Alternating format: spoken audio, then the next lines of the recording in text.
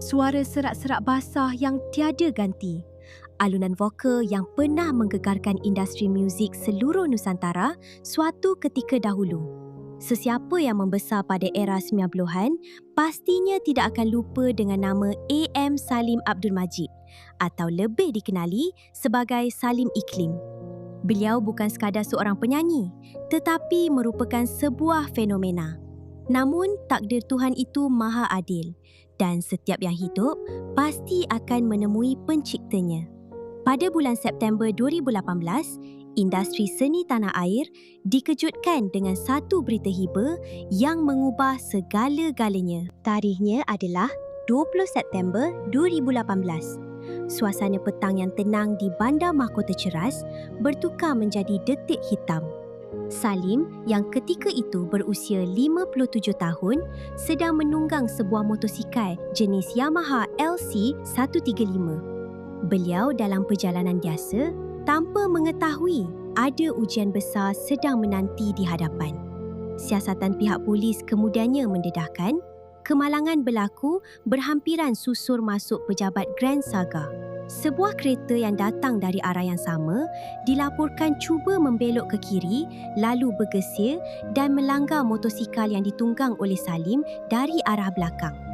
Impak pelanggaran tersebut amat kuat menyebabkan Salim tercampak dan mengalami kecederaan yang sangat parah di bahagian dada. Penyanyi yang terkenal dengan lagu Bukan Aku Tak Cinta ini segera dikejarkan ke Hospital Kajang sebelum dipindahkan ke Pusat Perubatan Universiti Kebangsaan Malaysia untuk rawatan rapi. Laporan perubatan yang keluar selepas itu merentap hati para peminat. Salim disahkan mengalami patah pada 12 tulang rusuknya. Keadaan menjadi semakin kritikal apabila salah satu daripada tulang rusuk yang patah itu telah tertusuk pada paru-parunya. Disebabkan kecederaan yang terlalu parah dan bagi mengurangkan kesakitan yang ditanggung, doktor terpaksa mengambil keputusan untuk meletakkan Salim dalam keadaan koma atau ditidurkan secara perubatan. Di luar bilik ICU, doa daripada keluarga, rakan artis dan jutaan peminat tidak pernah putus mengharapkan sebuah keajaiban. Hari berganti hari, minggu berganti minggu. Isteri beliau, Julia Bacok, bersama ahli keluarga sentiasa setia di sisi, memberikan sokongan moral biarpun jasad Salim kaku tidak sedarkan diri. Walaupun ada ketikanya keadaan beliau dilaporkan menunjukkan sedikit perkembangan positif, namun kerosakan pada organ dalaman akibat impak kemalangan itu terlalu besar untuk ditampung.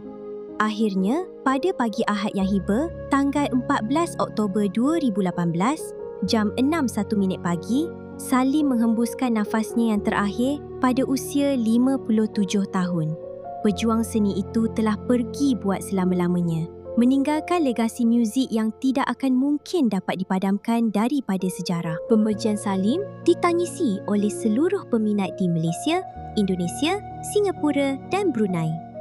Jenazah Allahyarham selamat dikebumikan di Tanah Perkuburan Islam Batu 10, Ceras, disaksikan oleh ratusan kehadiran yang ingin memberikan penghormatan terakhir.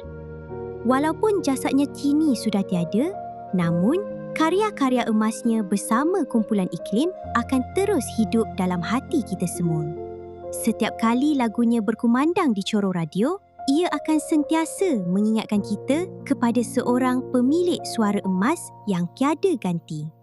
Semoga roh Allahyarham Salim dicucuri rahmat dan ditempatkan dalam kalangan orang-orang yang beriman. Al-Fatihah.